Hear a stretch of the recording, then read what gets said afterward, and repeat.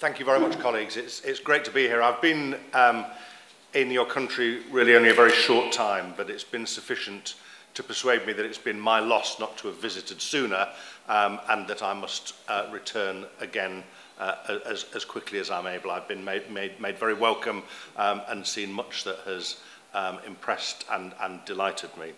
My apologies, incidentally, that I can speak to you only in English. It's remiss that I'm monolingual, but I would ask you to bear with me. I'm here, as Ivona says, to encourage you to join the International Federation of Journalists. So let me start with a reassurance. Joining the International Federation of Journalists will be a great deal easier than joining NATO or the European Union. If you want us, then we want you, and that will be the end of it.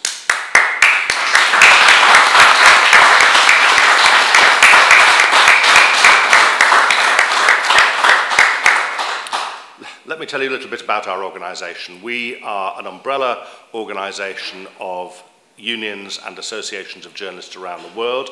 We represent some 600,000 journalists in total in 140 countries who are members of something like 180, 190 organisations in those countries. We have no political affiliation.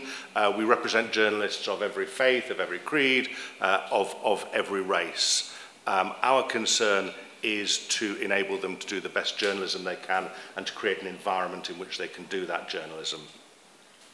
I guess I would divide, we're headquartered in Brussels, in Belgium. We have offices in Dakar in Senegal, in Buenos Aires in Argentina, and in Sydney in Australia. Our governance, every 3 years we have a congress bringing together journalists from all over the world, some 300 or 400 typically, and they elect an executive who guides the work of the permanent secretariat, who work in our various offices. I am obviously a member of the permanent secretariat. And I guess our main work divides into three areas. The first is defending freedom of the press and free expression. You will always all know as journalists how constant are the threats and challenges to allowing us to do our work straightforwardly.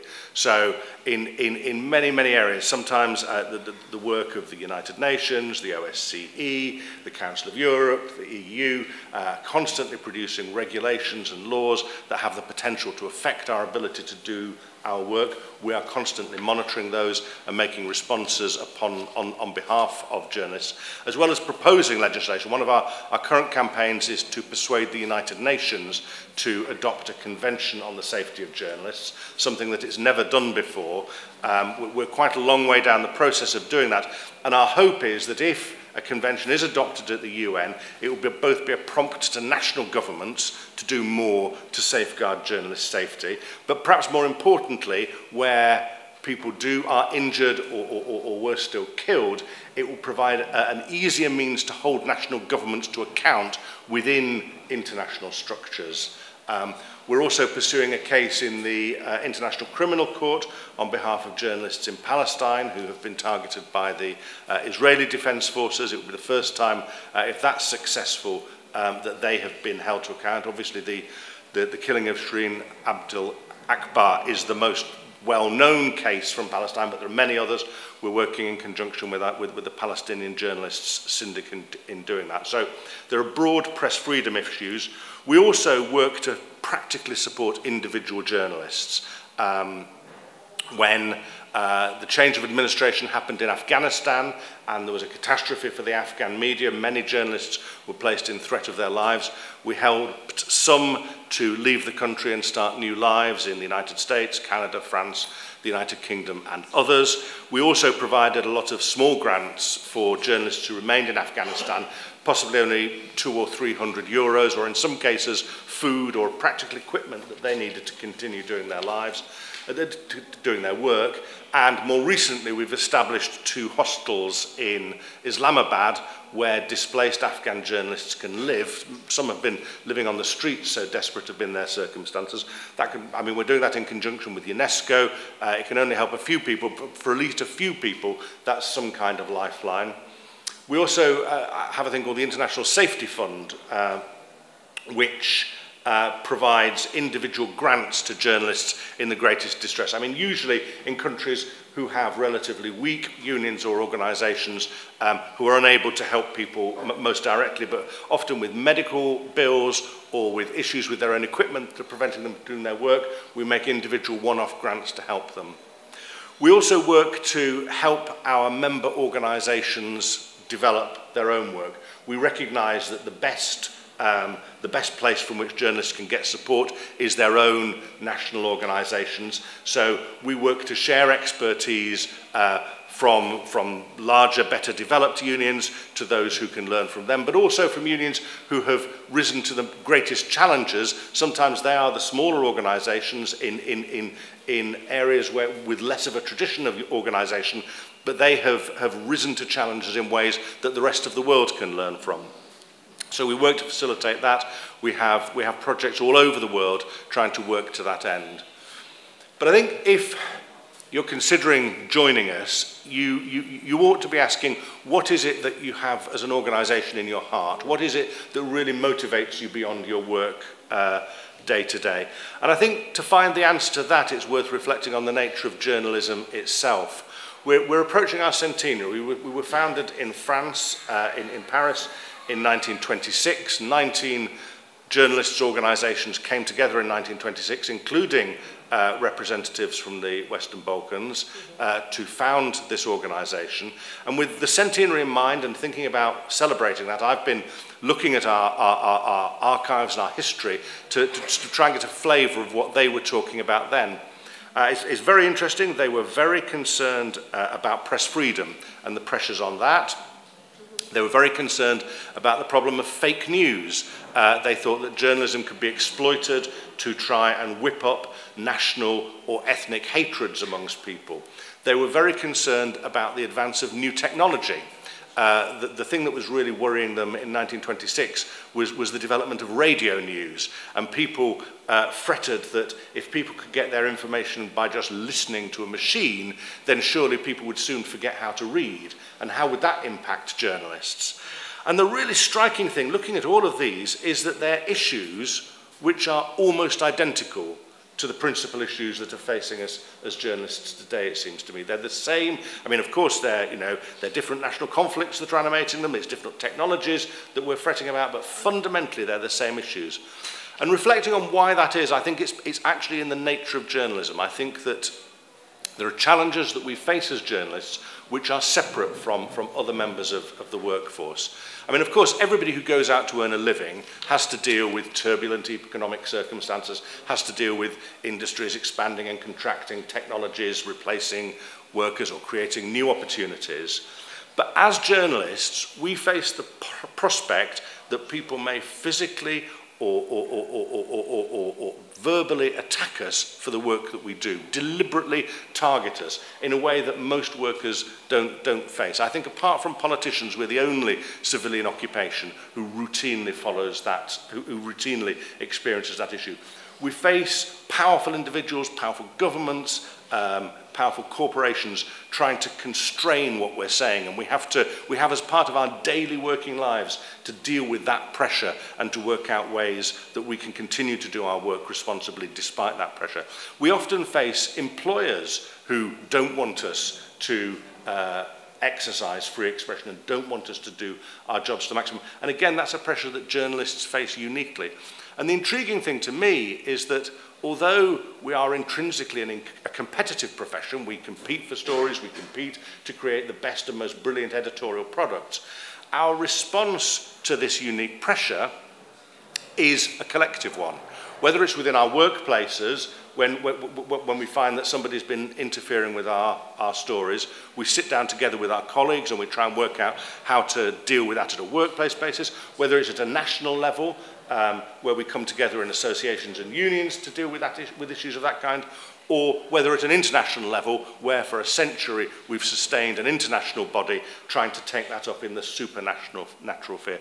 And my sense is that you wouldn't have invited me here if you didn't feel that same unique pressure and that same unique sense of how we respond to that. So if I'm right about that, then I would encourage you to take the next logical step and join the International Federation of Journalists and allow your strength and your expertise to contribute to that international effort, just as we will share our strength and our expertise with you, so that we can deliver the kind of journalism that society depends upon, the kind of journalism that speaks truth to power, and the type of journalism which ultimately is the very lifeblood of the democracies that we serve. Thank you very much. Freedom of speech is generally jeopardized by the government, who is using judicial system to press the freedom of speech and to prosecute journalists who are criticizing the government and broadcasting and publishing criminal affairs. How would you help us to protect from these kind of pressures? I think the pressures that you face, I mean, while they, from what I know, are very intense here, they are pressures that are known the world over. In the United Kingdom, we have faced many judicial pressures on free expression. So I think there's a number of steps that one can take, and part of it is bringing egregious cases, bringing the worst excesses of this kind of behaviour to broader attention, to, for an international community to condemn attempts to use the judiciary to bully the media. I think that the demonstration of good examples where this has been an issue and where countries have found ways to address the issue that safeguard free expression are also purposeful. I think also that providing, I mean, most journalists understand when they're being bullied, but I think in an environment where the bullying is endemic, where it goes on all the time, people start thinking that it's kind of normal, and actually providing examples for people within a country where judicial bullying of journalists is normal, to say, well, this doesn't actually happen everywhere else, and this is not something that you should experience, is valuable in itself, because it empowers journalists to make more noise and to say, this isn't acceptable, this isn't how a free society should operate. We can see across borders elsewhere in the world that this isn't what happens, and we insist upon it not happening in this country. And examples of that kind are also, I think, valuable for the populace more broadly, because they can see that a harassed and oppressed media don't serve them, and that there are countries where that doesn't happen. So I think looking beyond one's own borders is often the way to find examples that those governments that would oppress journalists find most embarrassing. I have one more question, and that is how to deal with the government who is producing fake news, lying to the public and the journalists, and as a support has its fact checker under its control. That's, I mean, a scenario that you describe. I think fundamentally the best response to fake news is to make the news that you yourself produce intrinsically believable. And I think that involves thinking quite carefully about how you go about producing news, where you've conducted research, making that research intrinsic to the news product in itself. So, I mean, at a basic level, I mean, I think we all, when we write something that draws on sources, we'll do links to the survey that we're referring to or the statistics that we're drawing upon. But I think in every fibre of journalism, we need to make sure that it reflects how we obtain that information and where we talk in Britain about shoe leather journalism. Journalism that wears your shoes down, where you've gone around and knocked on doors, where you've phoned people up, where you've checked background records, and making that intrinsic so that the journalism that is true is evident to the people who are consuming it, and the journalism that's fake, I believe, struggles to keep up with that. And I think our readers and our consumers of our news are generally intelligent people. They're usually trying to take on board information in something of a hurry, but educating them to recognise the true news from the fake news is something that will happen organically the more we work to make sure that our own work allows the work that's gone into it to shine through. Thank you. Thank you. I have no other questions. Predrag? Okay. Ме интересира како се справуваат со факт-чекерите, особено со фактот што во Македонија тие имаат двојна, па дури и тројна улога. Од една страна се јавуваат како пиар машинерија на владата, од друга страна се представници на невладиниот сектор и од трета страна се обични новинари. Како оди тоа во Србија, како оди тоа во меѓународни? If I might translate this, I will speak it in English, but you will understand. How you deal with the fact checkers in International Federation of Journalists and in Serbia particularly, when they have triple role in Macedonia, for example. Not only they're just regular fact checkers, but they're also part of the PR of the government machinery. They are also part of the big NGO sector. And thirdly, they're acting like normal journalists. How are you dealing with all this triple role of fact checkers in IFJ? They are writing in portals. They have their own media.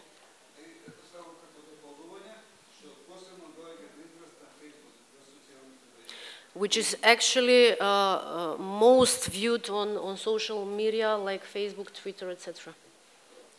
I mean, really, I can only reiterate my answer of a moment ago that working to make one's own journalism distinctive from that.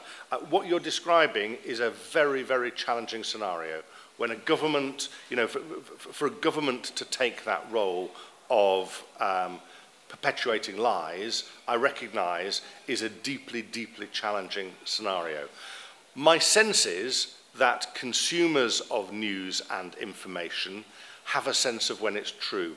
I think in most regimes where intense information management has been exercised, for all that governments have persuaded themselves that they were so completely controlling the information sphere that everybody believed what they said, in truth, at some level, most of the people recognize untruth from truth.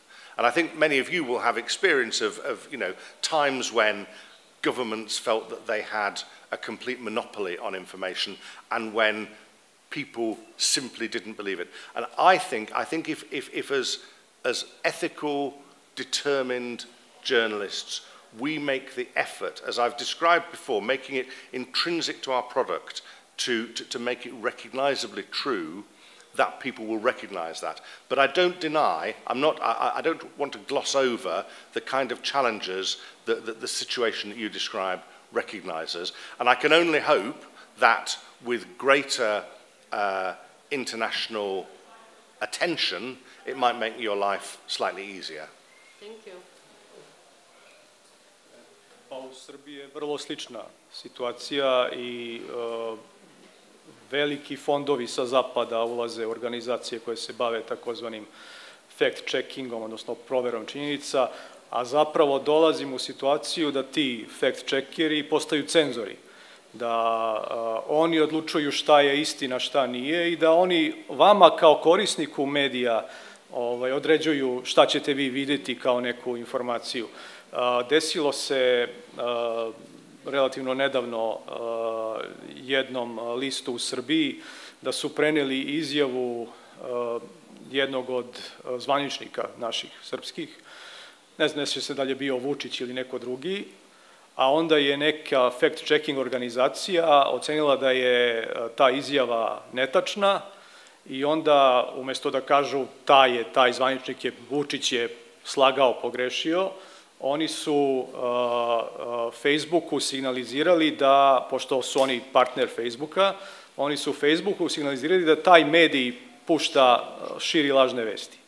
I onda Facebook demonetizuje postove tog medija i normalno njemu pada zarada, što je strašno. Ako neko može da na taj način procenjuje šta je istina, šta nije, da određuje šta mi kao korisnici možemo da vidimo, da pročitamo, to je potpuno suprotno od fact-checkinga, to nije nikako proveravanje činjenica, nego prosta cenzura. Tako da je, eto, ja ne znam koje savete mogu da vam dam, jer je situacija vrlo slična i kod nas, ali, eto, ono što mi radimo na Pišteci jeste da proveravamo svaku informaciju i naši tekstovi. Mi imamo tu slobodu da ne jurimo klikove i ne jurimo rokove i ponekad naše istraživanja traju mesecima, ali kad objavimo onda je to sve potkovano činjenicama i zato nas prenose mediji koji su bliski vlasti i oni koji kritikuju vlast, tako da znaju da mogu da se pouzdaju ono što mi objavimo. Eto, to je možda neko rešenje, ali ne mogu, znam, svi da funkcionišu onako kako Pišteljka funkcioniše. Hvala na pitanju, to je odlično pitanje. Evo, Dragana. Ajde. Postojalo nam novinarstvo mnogo pre nego što su nastali fact-checkeri. Tako da mi smo sami fact-checkeri. Nemaš kako da vam proverava urednik i novine su fact-checkeri. Tako se novinarstvo radilo od kako postoji, pa mislim da je razlog da se ne radi u buduće. To što je Vlada rekao, razlog za postavljanje fact-checkera u redakciji je samo jedna kontrola informacije i ono što izlazi iz redakcije. Nema to. Ne treba se bojati toga da se te stvari nazivaju pravim imenom. To je jedini problem. Znači, nije problem što vi imate fact-checkere, cenzore je bilo kroz istoriju novinarstva uvek, a problem je samo što se danas novinari boje da tu stvar nazovu pravim imenom. To je to.